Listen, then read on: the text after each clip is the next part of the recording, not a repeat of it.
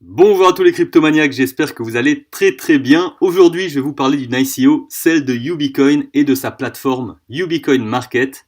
Pour décrire ça en deux mots, c'est un petit peu le bon coin version crypto, eBay version crypto. Ça va vous permettre de vendre vos biens contre de la crypto et inversement. Et tout ça depuis le confort de votre smartphone grâce à leur appli mobile.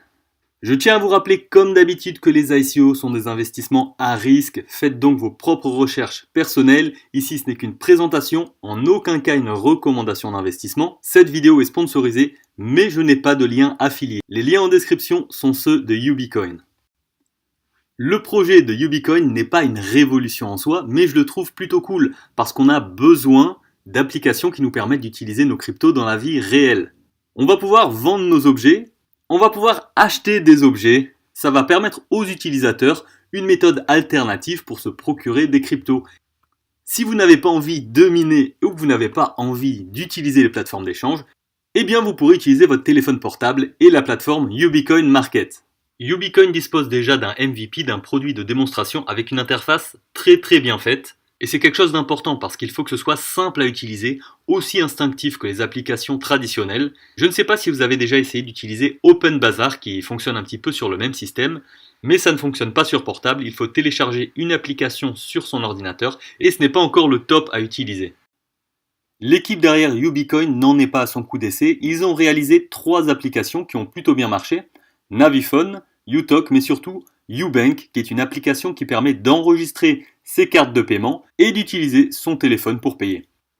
L'application a été téléchargée plus de 16 millions de fois, elle est même préinstallée dans certains pays du monde sur les appareils Samsung ou Fly. Il y a plus de 2,5 millions d'utilisateurs mensuels actifs et la plateforme traite plus de 20 millions de transactions annuelles. Alors ça ne veut pas dire que Ubicoin va forcément fonctionner, va forcément bien marcher, mais c'est positif de voir une entreprise qui a quelque chose à perdre si leur ICO ne se passait pas bien. L'équipe qui va bosser sur Ubicoin est donc la même qui travaille actuellement sur Ubank, il y a plus de 50 personnes, tous leurs profils sont trouvables sur LinkedIn, l'équipe compte quelques membres assez aguerris avec des anciens de chez Samsung, LG, Siemens, ou encore des conseillers de chez Morgan Stanley, Huawei, Motorola, Bitfury, etc. Concernant les partenaires, ils citent sur leur white paper Runa Capital qui est leur principal investisseur, mais aussi Samsung et Fly qui travaillent déjà avec Ubank. Sur le site, par contre, il y a beaucoup plus de partenaires listés, dont Mastercard et Visa. Alors je ne sais pas exactement en quoi ils sont partenaires puisqu'ils ne le précisent pas. L'équipe de Ubicoin fait remonter sa roadmap, sa feuille de route en version française, à 2006 carrément, puisqu'ils remontent au tout début, au lancement de leur première appli, Naviphone. Depuis, ils ont fait du chemin avec des accords de préinstallation avec Samsung, avec Fly. Ils avaient levé 8 millions de dollars auprès de Runa Capital pour lancer Ubank. Encore un accord de préinstallation avec Huawei. De 2015 à 2017, ils ont eu de plus en plus d'utilisateurs et la signature d'un partenariat stratégique avec MDM Bank, qui est une banque russe, me semble-t-il. En 2018, ils vont donc continuer le développement du produit, faire lister le Ubicoin sur les principaux échanges, développer le cadre de base KYC et se lancer en premier sur le marché du sud-est asiatique. En 2019, l'application sera lancée en Europe de l'Est, au Moyen-Orient et en Corée du Sud, et enfin en Amérique latine. Ils développeront aussi une intelligence artificielle qui aura pour but, je crois principalement, de débusquer si certains vendeurs n'essayent pas d'écouler des marchandises illicites. De 2020 à 2022, ils espèrent lancer l'application en Amérique du Nord et obtenir encore plus de partenariats. Concernant la présence sur les réseaux sociaux qui est un facteur clé, l'équipe de Ubicoin fait du bon boulot avec plus de 20 700 abonnés sur Twitter, un compte qui comporte des posts réguliers, bien faits, assez amusants, utilisation de petites animations comme je les affectionne. Mais ce n'est pas tout, ils ont 23 195 utilisateurs sur Telegram et plus de 93 000 vues sur leur compte YouTube.